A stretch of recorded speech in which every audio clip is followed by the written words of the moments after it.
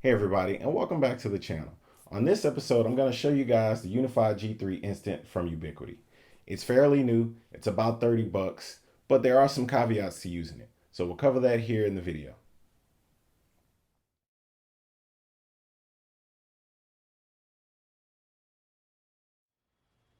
Okay, so while we're doing the unboxing, we're going to do double time and talk about why we are making some of the shifts in 2021, including moving away from some of the WYZE projects on the channel.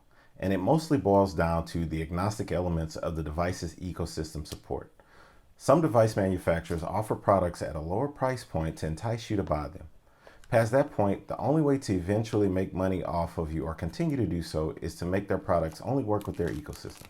This presents a challenge for my ultimate goal as the holy grail of DIY automation, which is to get everything into a singular application or try as much as possible to do so. That's why fundamentally I use Samsung SmartThings as my hub. Okay, so first impressions, this thing is extremely small. It feels well made, but light at the same time as compared to some of Ubiquiti's other cameras. So as you can see, this does have a USB Type-C connector, which is good for future as everything starts to move in that direction. It will be easy to find cables. I'm still surprised they could get it into such a small form factor at the price point. But this does go back to my original statement of Ubiquiti being a networking company and being able to afford to shave costs. So here we have the instructions, pretty straightforward. Plug it up, scan the barcode. Plug it up, open the app, scan the barcode, you're done. And on the back here, you can see the advised mounting instructions. So here's the power brick, which is very reminiscent to me of a Google power brick. It looks just like the end of my Google Home display and my Google Home Mini. Let's see what else is in the box. So here we have the power cord. And again, the packaging reminds me a lot of something you would see coming out of Google or Apple. They give you a couple of feet here, pretty long, and then you have a couple of adhesive strips to stick this to a standard wall, and the back for the mounting bracket.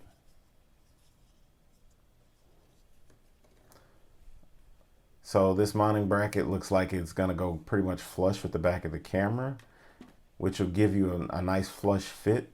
So let's go ahead and grab our WYZE V3 just so we can do a quick comparison in size. Okay, so they seem to be roughly the same size. However, the G3 Instant is a little bit narrower, albeit a little longer. With the base at the back, it may be easier to blend in, but may not give you all the angles that you would get with the V3.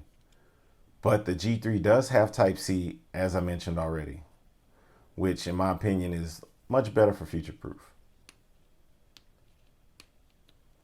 So let's go ahead and get this little piece off and see how the mount fits on here.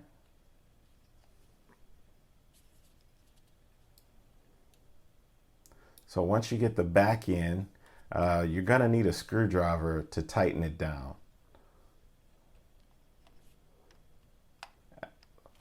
So it just kind of pops in here. It's a little bit tough, but it's a snug fit. So yeah, you'll definitely need a screwdriver for this part. You probably won't be able to thumb screw it. There we go.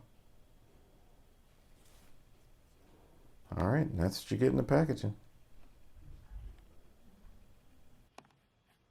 Okay, so I skipped ahead a bit to show you guys the actual Unifi Protect software, since it's pretty straightforward on how to set up the camera. And once you set up one with the QR code, you've pretty much seen them all. So here we are on the landing page where you can see the UDM's device health and statistics, as well as a current events kind of view of recordings that have happened recently. So now we're going to go to the devices page where you can see pretty much any vital information like the MAC address, IP, and wireless device health.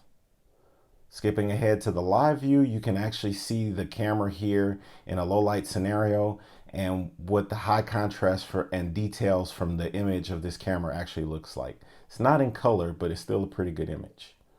So now we're going to look at archive footage. And from here you can see everything that's been recorded recently and pretty much how it looks.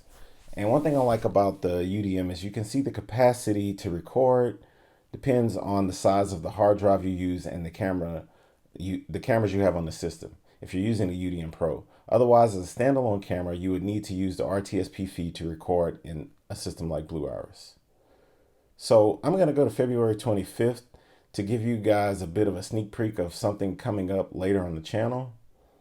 And I'm just trying to find a large enough recording. Here we go. So here's a recording of the installer setting up the inverters for my solar panels and storing them on the side of the house. I actually decided to go solar about a month before the Texas ice storm. And since then, solar interest has soared in the state of Texas. So I figured it's worth documenting the process so you guys can see my experience going through getting everything, set up and installed and the progress from there.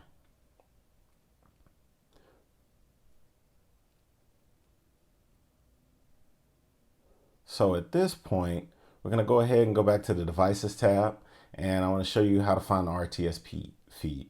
So if you double click on the camera that you want to select, you'll see this little menu come up, and from here you want to click on the Manage tab.